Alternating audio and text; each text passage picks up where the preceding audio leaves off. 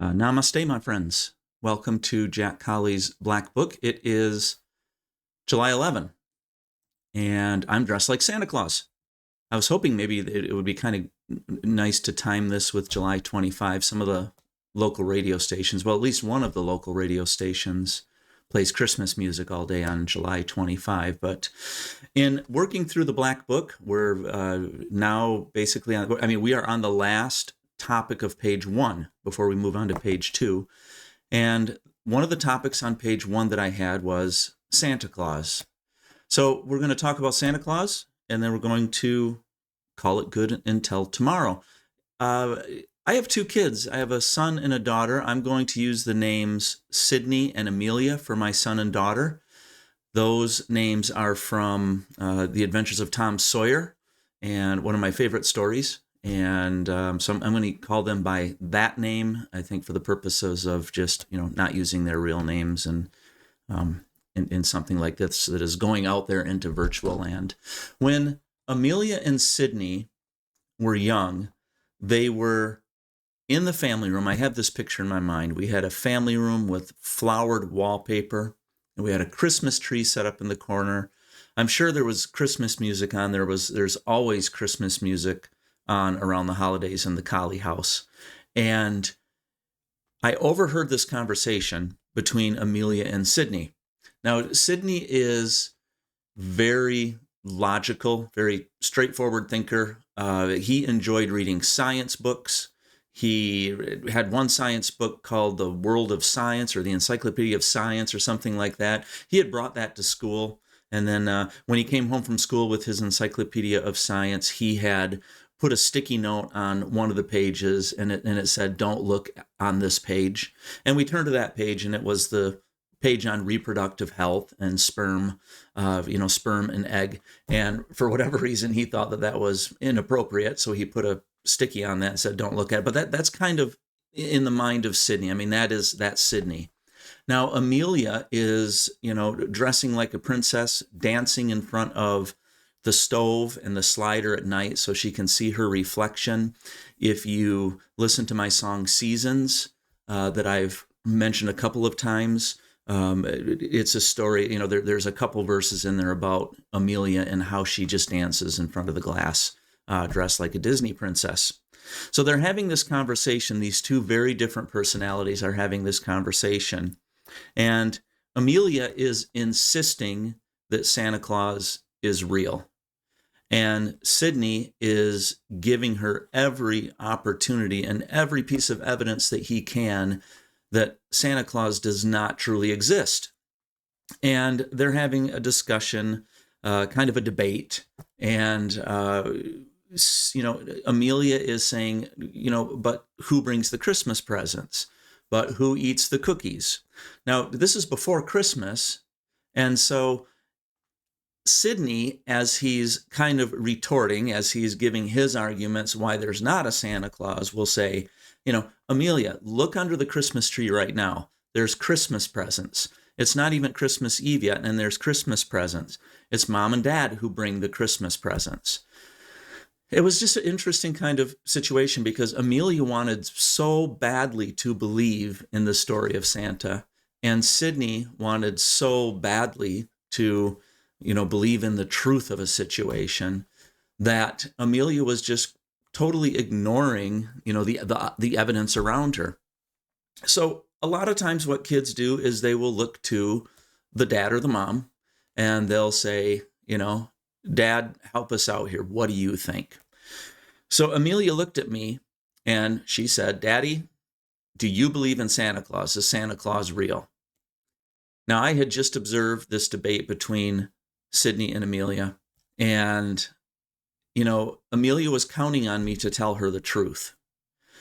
And I thought about it for just a split second. It didn't take long. And I just decided to go with it. And I said, "Amelia, I believe in Santa Claus. Yes, I believe in Santa Claus."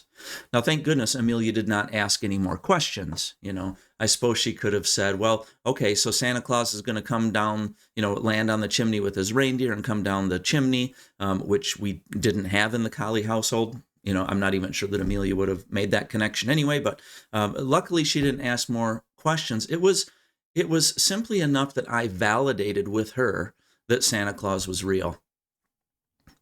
So fast forward a little bit, and Sydney finally comes around and says, Dad, you lied. You lied to Amelia and said you believe in Santa Claus. There is no Santa Claus. And it was at this time that I think I started to develop, I don't know, maybe it was either a penchant for lying, or maybe I was just justifying lying. I'm not sure. But it just seemed to work, that I was able to say to Sydney, Sydney, I don't believe in a fat man in a red suit that lands on your roof with reindeer in a sleigh and goes down your chimney and brings gifts and eats the cookies that you left him and, takes the carrots that you left him and give it, I don't believe that really happens, but I do believe in Santa Claus. And it didn't really appease Sydney at all, but it was enough that I was trying to explain to him that maybe belief, depending on what season you're in, maybe belief takes on a different perspective. I am now in my 50s, and I can confidently say that I believe in Santa Claus. And no, it's not the elf that the Santa character is based on. No, Santa doesn't come down my chimney. He doesn't deliver gifts to all the children of the world in a 24-hour period.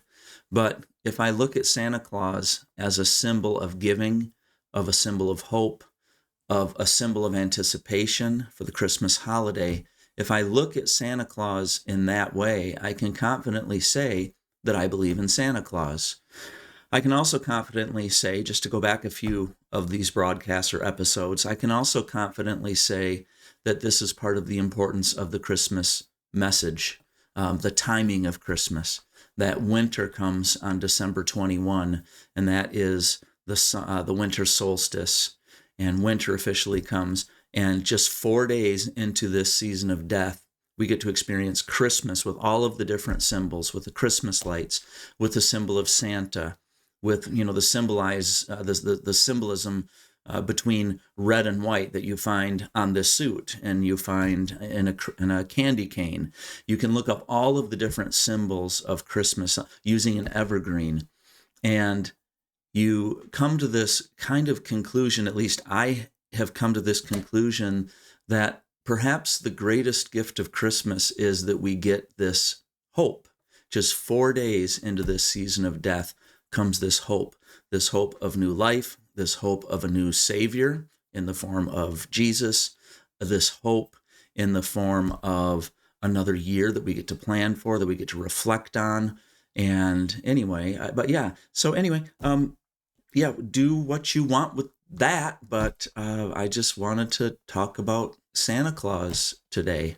And I even forgot to put my cool picture up here of Santa Claus. And I really don't want to re-record this, so I'm going to stick to my plan of, if I make mistakes, I make mistakes. I just want to kind of keep going and just get these thoughts and these ideas out there. So here we go. So here's Santa Claus. I'm just going to leave you with this image of Santa Claus.